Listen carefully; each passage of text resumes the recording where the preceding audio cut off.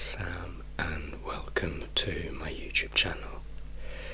Today I want to have another one of my long soft-spoken rambles about music. I always tell you that I am a singing drag queen, and I will make a full video on that so I can give you all the details about my unusual career choice. But today I want to tell you how I got into music and what led me to the job that I do today. But before we start, it would be amazing if you could like this video and subscribe to my channel. And now let's get right into it. So, I have always liked performing in general. I was an amateur dancer when I was young, just for the fun of it, nothing professional about it.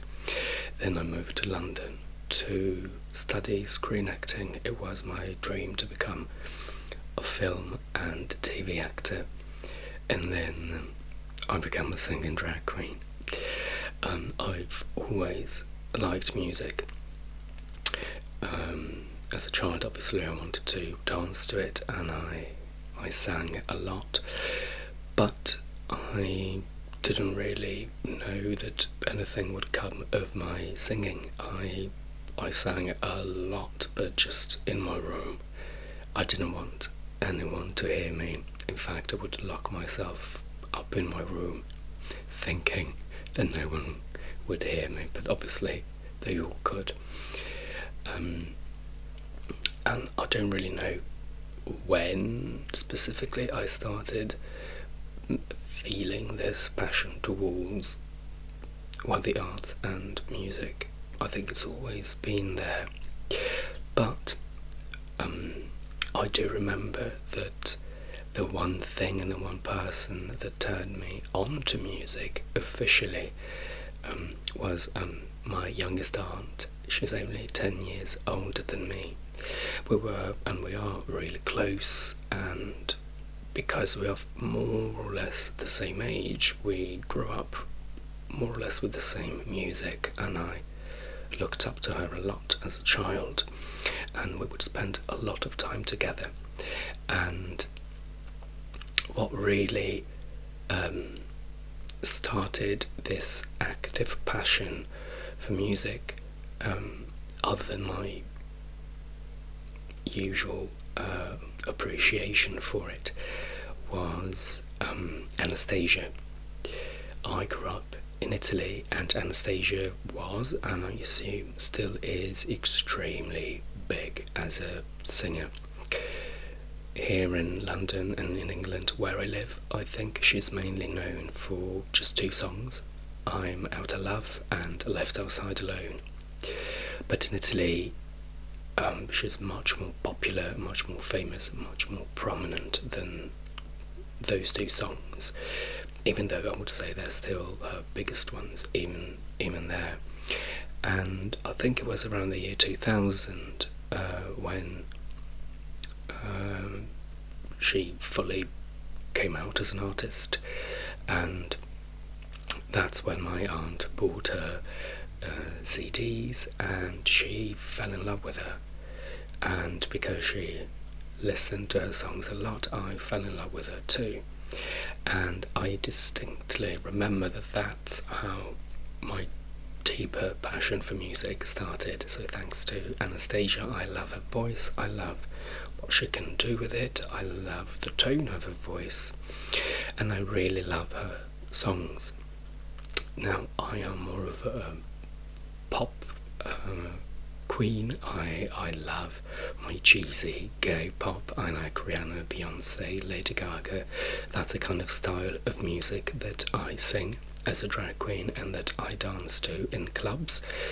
If it's not pop, I don't really like it. I need a good melody to dance to, a good beat, and I need words to sing along to. So I am one of those cheap gays. Anastasia is not pure brutal pop like that. It's quite rare that you would hear her music in a club. In fact, I'm Out of Love, I think, is the only one that you would hear, at least here in England. But that's a bit of an exception that I could make. Obviously, yes, I wouldn't dance to her songs in a club, but I would definitely listen to them on my own. Again, you may not know her much here in England, but there are a lot of songs that she released in the past, especially. So she has a good variety of styles within what she does, and her vocals are incredible. So that's how my passion started. My aunt has seen her several times live, and I never had until a couple of years ago. Here in London there is a big music festival called Mighty Hoopla, and what they do is they get a lot of artists to come over and do a 30-minute set. Usually these artists are not extremely prominent at the moment. They are a bit on the older side in terms of fame, so they were famous in the past. Now they're famous a little bit decreased, and she was there. I saw her, and that was a dream come true. Also, in the past few years, she's had a lot of issues with her health, and not only cancer, but also she's had issues with her voice, so she's had to cancel a lot of shows. And I was thrilled and ecstatic that she was there and she could perform. So she was on full form, and her vocals were incredible. Her personality was just the same as what you see on TV. So that was a dream come true, and as an artist it was something that really, really inspired me. Another artist that I really like is Jessie J. Now, I know a lot of people don't really like her music and they don't like her personality because she can come on too strong, but as an artist myself, I don't particularly care about the personality of a singer, of a performer. I just want to like their art and her music. It's true that it might not be catchy all the time. Not all her songs are mainstream catchy pop, but most of them are, to me personally, and her voice is sensational. I went to see her in concert years ago when she released the Alive album, I think. I'm terrible with albums and years. I'm not even sure if the album is called Alive, but that was the years of songs like Thunder, which is one of my favourite songs by her, and it was amazing. She performed in Brighton in the south of England, and her voice was mind-blowing to the point where I actually thought she was lip-syncing, because in my head it was physically and scientifically impossible for a human being to sound exactly like they do when you listen to their music on the internet or on a CD. I highly doubt there was any kind of autotune or anything like that, because she's just good. I mean, she's proved it over the years that she can sing. It was mesmerizing, and again, as a singer myself, to see that a human being can actually do what she does, it's amazing. It's a shame that she's not as appreciated as she should be, in my opinion, as an artist. Again, I don't particularly care about what she does, what she said outside the recording studio. It's like Rihanna. I mean, Rihanna, her voice is nowhere near as good as Jessie J's, but I love her pop songs, obviously. As a drag queen, I sing Rihanna. I do her Super Bowl medley, and that was a dream come true, because I love so many of her songs that having a medley that encompasses most of the biggest ones, it was just perfect, and I didn't have to mix the songs myself. They were all done for me, and I love doing that medley. So with Rihanna, I love her music. I'm not entirely sure I would want to meet her, because from the very little that I can see, I'm not sure we would have much in common as people, but I don't care about what she does when she's not recording. So yes, I base my judgment on the talent of what I see. So these Anastasia, Jessie J are people I really look up to and admire in terms of talent.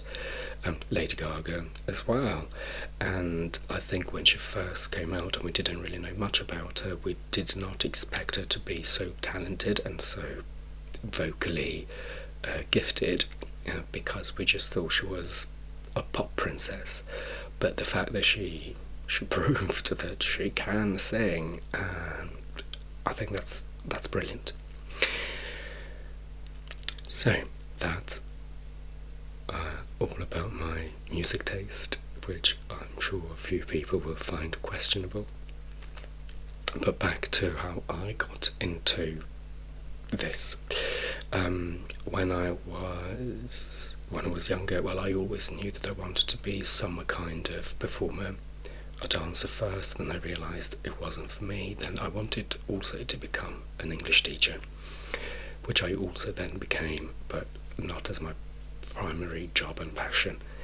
Then I fell in love with acting, and again, throughout my whole life, I've always sung. And even when I was a teenager, actually after Anastasia was introduced to me as a singer, I started singing more and more and more by myself. And when I was a teenager, I would spend my afternoons singing and dancing to High School Musical. Now, I know this is pathetic, and yes, I mean, I'm clearly gay. I mean, there is no escape from that if you spend your afternoons watching High School Musical. But I didn't particularly care about the storyline. I would spend my afternoons singing and dancing to the songs. I had all the DVDs, and they had a specific special feature where they just showed you the songs, so you didn't have to watch the film and catch the songs whenever they were being played.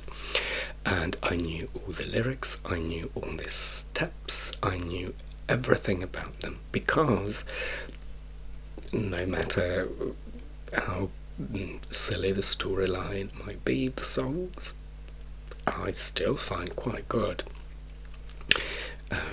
So yes, that's when I would lock myself up in my room, thinking that no one could hear me. That was my way of expressing my creativity. But even then, I didn't particularly know that singing would actually become part of my job, because I was so shy and insecure about my singing that when I was a child, I only ever sang directly to my brother. He was the only one who I'd ever sung to, or in the presence of. Not even my mum. I did not want anyone to hear me sing, because it just made me uncomfortable. So again, I never thought it would turn into something more than just performing in my room. And when I came here to London, I then started studying acting. And again, not even musical theatre. I just wanted to do we call it straight acting, so just plain acting, nothing around it. And it was only years after my graduation, maybe 4 years after, that I met a guy. We became friends, and we started going to a gay venue here in central London, in Soho, where they do karaoke every Monday. Now, up until that point, I had never done karaoke in my life because I did not want to sing in front of anyone. And funnily now, but not at the time, that one day that we walked in, I think that was the first time that we went, they were actually holding a karaoke competition, which I originally thought was just about that venue, but it then turned out that it was a competition around all the gay pubs in London that did karaoke. I had no idea that's what was going on, and obviously I just went there to watch. I had no intention to perform, also because I had no idea there was any karaoke on. And as the night went on, I kept wishing that I could be there and sing, because I be on stage and sing because I really wanted to. But obviously my shyness and my fear were holding me back. So although I wanted to, it never even crossed my mind to actually do it, especially because then I found out it was a competition. It wasn't even a normal Monday karaoke. But then after a while, my friend literally flung me on stage because he could see that I was very intrigued by what was happening, and it literally threw me up on stage, and I started singing, and then I actually qualified. Then I did the next round of auditions, and then I didn't qualify there, which I was perfectly fine with.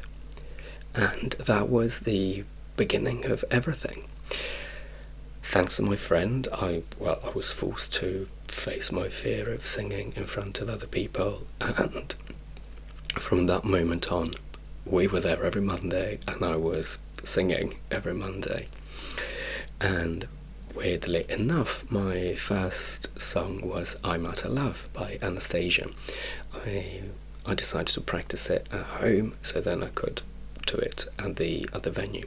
Now, I know karaoke is just about fun, and you don't have to be perfect. It's not a singing audition, but because I am a performer, I did take it seriously, not for the people around me or not for the audience, they didn't care, but for myself. So I used to practice songs at home, and then I would perform them.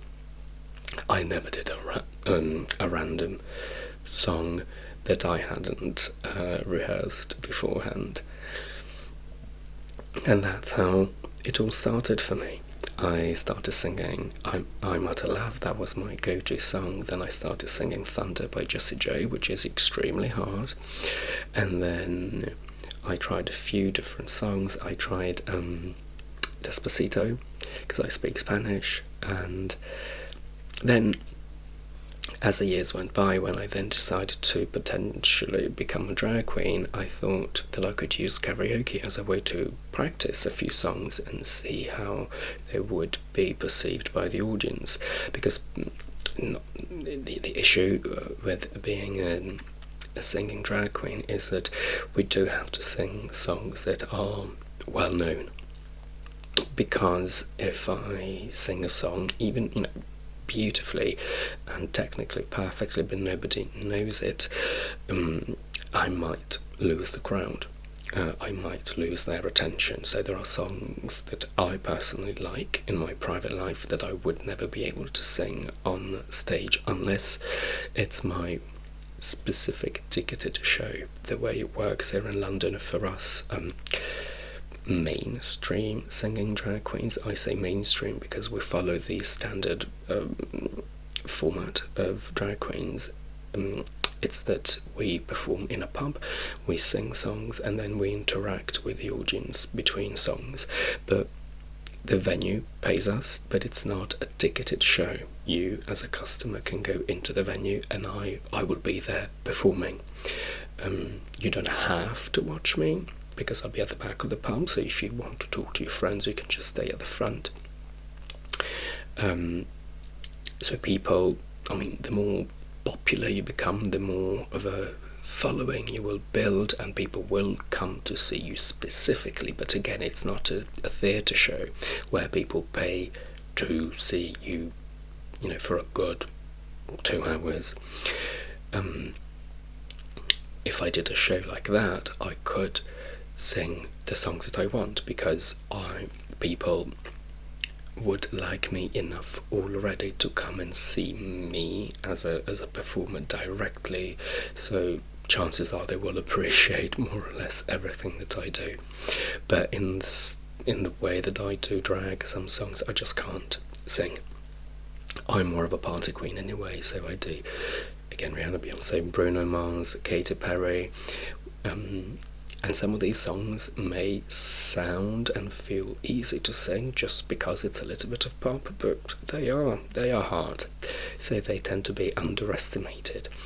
I sing Mika, Anastasia, Pussycat Dolls. I do a little bit of Bon Jovi as well.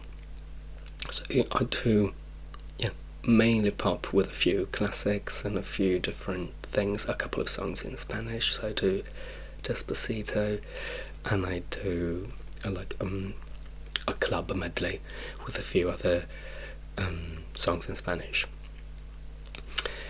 And so yes, that's how I started singing in front of people. I went from singing in my room alone to a full venue during karaoke. And yes, so that's how music became part of my life, and I am extremely happy that it happened. I will never be grateful enough to that friend that flung me on stage, because years later I then decided to stop trying to be an actor because it wasn't going anywhere, and I became a singing drag queen. And I am so happy that I made that decision, because I am a much better singer than I am an actor. When I was an actor, and people asked me what I did, I would tell them that I was an actor, but actually I didn't really have anything to show for it, because I did very few auditions and even fewer parts. I basically did nothing with my acting. And also, I wasn't fully confident in my talent. I didn't know if I was a good actor.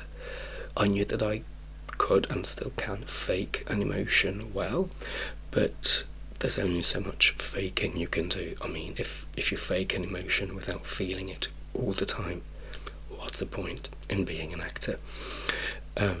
Whereas with the singing, I know that I can sing.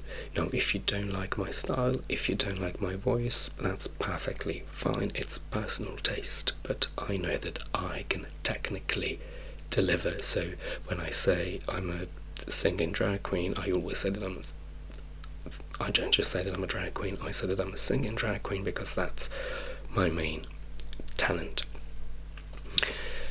I just wish I had started sooner, because if you count the 2 years that I studied acting, then the 5 years that I tried to become an actor, without pursuing anything related to singing, I just wish I'd skipped that 7 years and had started working on my singing sooner. But hey, it is what it is.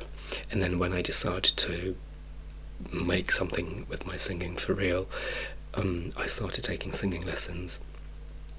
That was before COVID, but then after a while COVID hit. So I stopped, and I do want to go back, but now with time and money, I need to be careful. But it is my plan to go back, because what I do, also especially what I did during COVID was brilliant for that, I have to say, because I had a lot of time to practice. So I would sing after work. I used to be a full-time online English teacher. I would practice because singing needs to be practiced. So I would basically rehearse and practice every day, Monday to Friday. Then I would learn new songs, and I'm actually quite proud of the fact that I managed to learn all of these techniques on my own. I did have a bit of background on that through my singing lessons, but because I only did them for a year, if not less, obviously there was, and there still is, so much more for me to learn.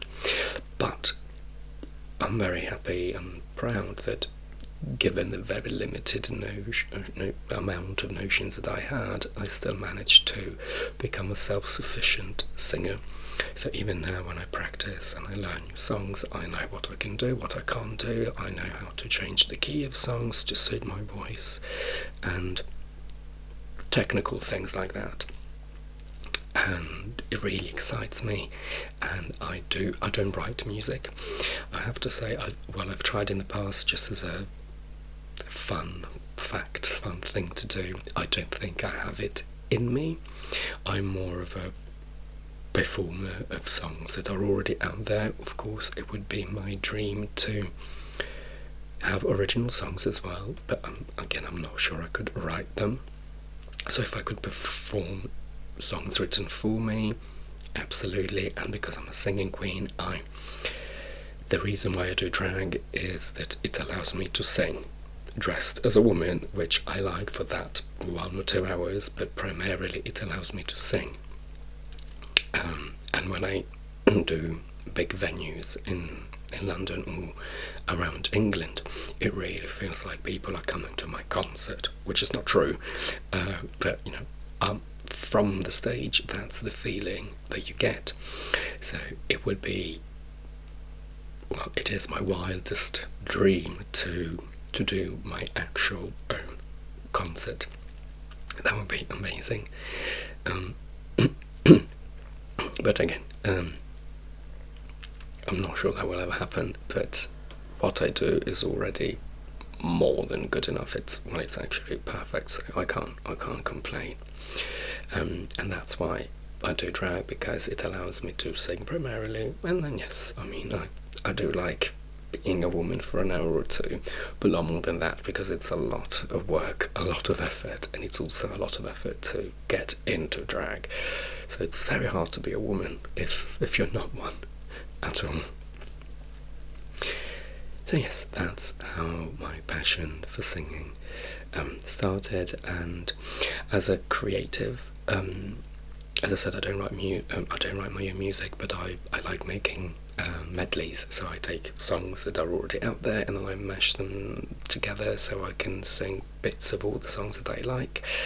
So that's my creative process, and I don't know if this happens to all artists, but I have a feeling it might. Sometimes, we lose a little bit of the passion, a little bit of the fire, a little bit of the drive that we usually have, and when that happens, we feel down. So I've had 2 months of that now, but as we speak now, as I'm talking to you, I'm coming out of it, so I'm really, really, really happy. 4 days ago, I went to a party where they had music primarily, but also they had performances, and something clicked, and I don't know, I felt very inspired, and I got my mojo back, which is great. And because of that, I've realised that when I do feel like that, maybe I should go to more shows, because they just give me something. They give me what I feel like I'm missing at that time. And a couple of weeks ago, I went to a concert of a very famous Italian singer, but he's famous in Italy. His name in Italian is Zucchero, which means sugar, and he is somewhat famous around Europe at least, and he comes to London every year apparently. This was my first ever time. I had never been to one of his concerts even in Italy, and it was great. I after the concert I was still, a little bit creatively lost, but even then I could feel that watching and listening to him really did help. So that's a lesson learned for the next time this creative and emotional block happens again. Okay, so that was another very long conversation. I hope you found it as relaxing as it was for me to do, and I will see you very soon with another video. Goodbye.